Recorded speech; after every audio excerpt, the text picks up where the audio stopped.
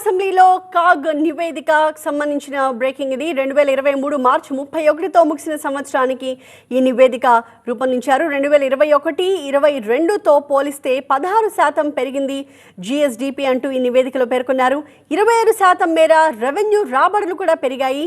17% సొంత పన్నుల రాబడి పెరిగింది అంటూ నివేదికలో ఉంది. పెరిగిన సాగునీటి ప్రాజెక్టుల అంచనా వ్యయం అంటూ కాగ్ రిపోర్ట్ చేసింది. 2749 కోట్ల మేర ద్రవ్య లోటు తక్కువ చేసి చూపించారని కూడా పేర్కొన్నారు. 2022-23లో ప్రభుత్వం ఇచ్చిన రుణాలు అడ్వాన్స్లు 150% మేర పెరిగాయి అంటూ సిఏజీ రిపోర్ట్ చేసింది. సొంత రాబడి లేని సంస్థలకు ప్రభుత్వం రుణాలు ఇచ్చిందని, కేంద్రం నుంచి గ్రాంట్లను భారీగా అంచనా వేస్తున్నారని, ఏపీ నుంచి తెలంగాణ విద్యుత్ కంపెనీలకు బకాయిలు రాలేదని రిపోర్ట్లో ఉంది. ఇళ్లు, గొర్రెల పంపిణీ, ఆయిల్ పామ్ పథకాలకి కేటాయించిన నిధులు ఖర్చు చేయలేదు అంటూ పేర్కొన్నారు.